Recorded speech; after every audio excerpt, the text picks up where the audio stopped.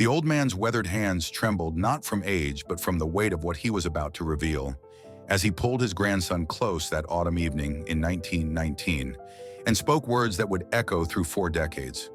"Boy, I'm going to tell you something that won't make a lick of sense today, but mark my words. When your hair turns gray and your own grandchildren gather at your feet, you'll understand why I chose this moment, this story, and why you must never forget it." The grandfather's eyes, though dimmed by 73 winters, blazed with an urgency that made young Thomas cease his fidgeting. The parlor lamp cast dancing shadows across the old man's face as he settled deeper into his horsehair chair, the same chair his own father had occupied when America was still counting its wounds from the Civil War. "Listen well, Thomas, for I shall tell this only once, and you must carry it forward like a sacred trust. Once upon a time, in a village not unlike our own, there lived a master clockmaker named Wilhelm, who possessed the peculiar gift of crafting timepieces that never lost a single second. Kings and merchants traveled great distances to commission his work, and his shop overflowed with gold enough to last 10 lifetimes. Yet Wilhelm harbored a secret torment.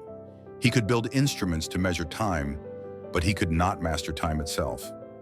Each morning, Wilhelm rose before dawn to begin his work, and each night he collapsed into bed long after the stars had claimed the sky. His fingers flew across gears and springs with supernatural precision, creating mechanisms so perfect that other craftsmen wept at their beauty. But in his relentless pursuit of perfection, Wilhelm noticed neither the changing seasons outside his window nor the gradual departure of all who had once loved him. His wife, patient soul that she was, brought him meals that grew cold on his workbench. She would stand in the doorway watching her husband bend over his latest creation, speaking to him of their son's first steps, their daughter's first words, the garden that needed tending, the roof that needed mending. But Wilhelm heard only the tick-tick-tick of his clocks, saw only the intricate dance of escapements and balance wheels. Years dissolved like morning mist. His wife grew tired of competing with brass and silver, tired of sleeping beside a man whose dreams were filled with measurements and mathematics rather than memories and meaning. She took the children and returned to her mother's cottage in the countryside, leaving behind only a note that Wilhelm discovered 3 days later, buried beneath a pile of watch faces. Still, Wilhelm worked. His reputation grew even as his world shrank to the confines of his workshop. He created a clock for the emperor that chimed with such crystalline purity it was said to make angels weep. He built a pocket watch for a duchess that was so delicate it seemed to float rather than tick. Each piece was a masterwork. Each customer departed in awe. Yet Wilhelm felt only the gnawing hunger for the next project, the next challenge, the next attempt at capturing time itself. 20 years passed in this manner. Wilhelm's hair, once black as coal, turned white as fresh snow. His back, once straight as a soldier's, curved like a question mark over his bench. His eyes, once sharp enough to see the smallest imperfection in a jewel bearing, now required thick spectacles that perched precariously on his nose.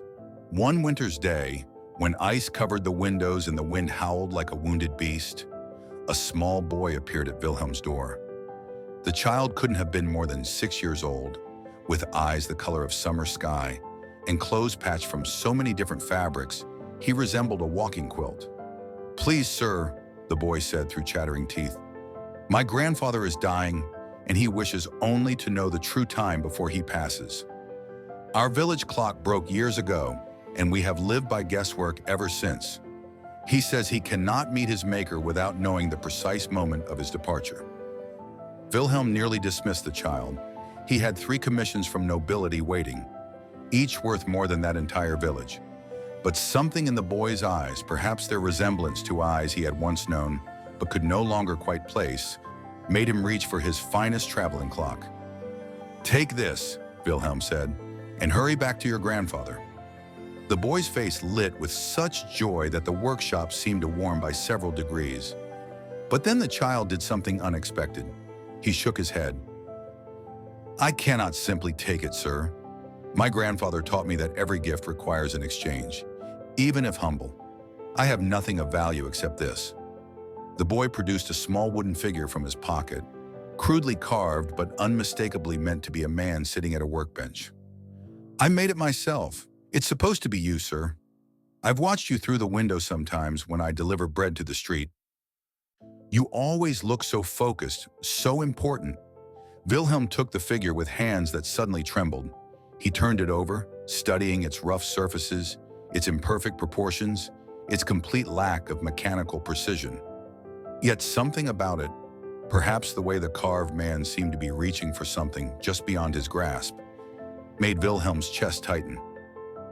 "Tell me, boy," Wilhelm said slowly, "what do you see when you watch me through the window?"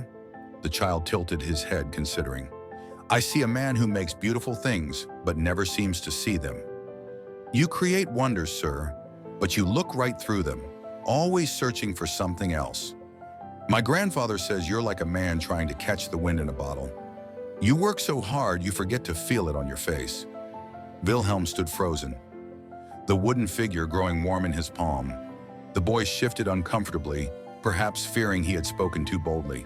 "I should go, sir. Grandfather is waiting." "Wait," Wilhelm heard himself say. "I will come with you." And so for the first time in 20 years, Wilhelm left his workshop during daylight hours. He walked beside the boy through streets he no longer recognized, past buildings that had risen and fallen without his notice, through a town that had transformed itself while he remained locked in his temple of time. The boy's grandfather lay in a cottage so small Wilhelm had to duck to enter. The old man's breathing was shallow, his skin translucent as parchment, but his eyes were alert and knowing. "Ah," the dying man wheezed. "The famous Wilhelm. I knew you once, long ago. You repaired my father's watch. You were young then, full of dreams about changing the world with your gift. Tell me, did you succeed?" Wilhelm opened his mouth to recite his achievements, his royal commissions, his technical innovations, but the words crumbled to ash on his tongue.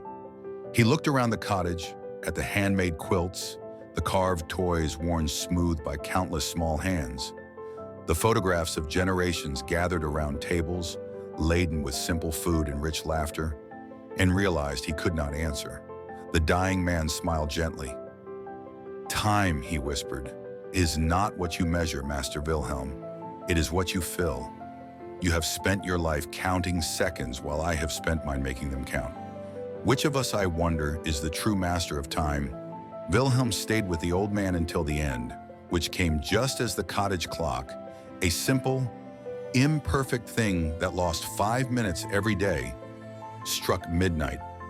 As the old man's family gathered, weeping and comforting each other, sharing stories and memories that seemed to make the small room expand with their magnitude, Wilhelm understood at last the poverty of his precision. He returned to his workshop, but everything had changed.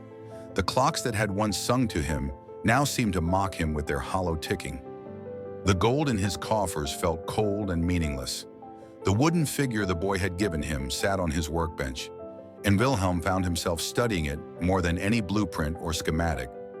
Days later, Wilhelm made a decision that shocked the town. He announced he would take no more commissions. Instead, he began visiting homes, repairing broken clocks for free, but more importantly, staying to hear the stories of the families who owned them. He learned about births and deaths, celebrations and sorrows, the small moments that truly marked the passage of time. He sought out his wife and children, now grown with children of their own.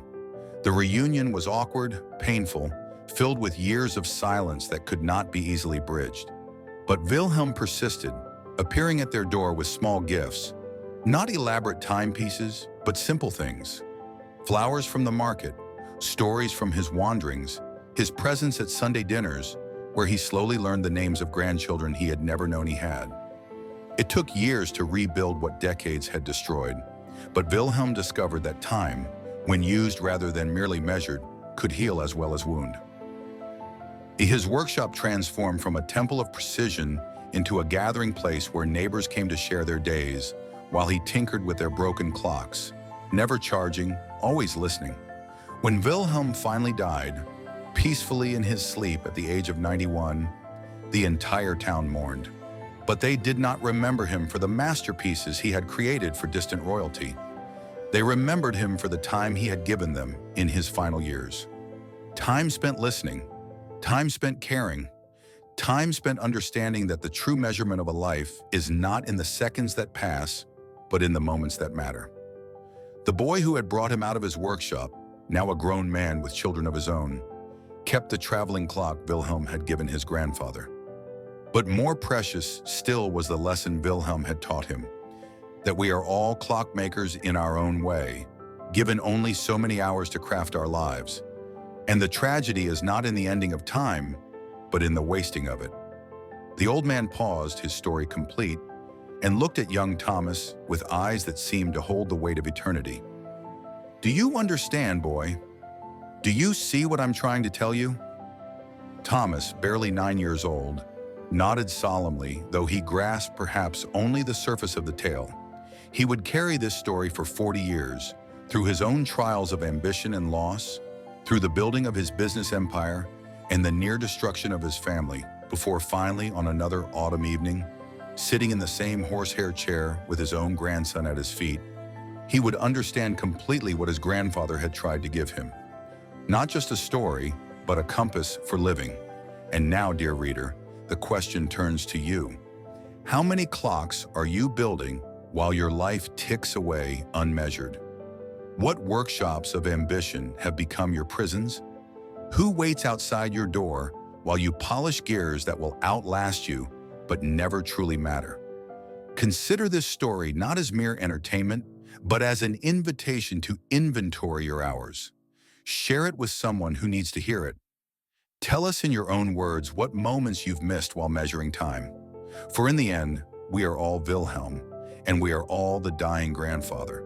And the choice between them is made not once, but daily, in small decisions that compound into a life either fully lived or merely precisely measured.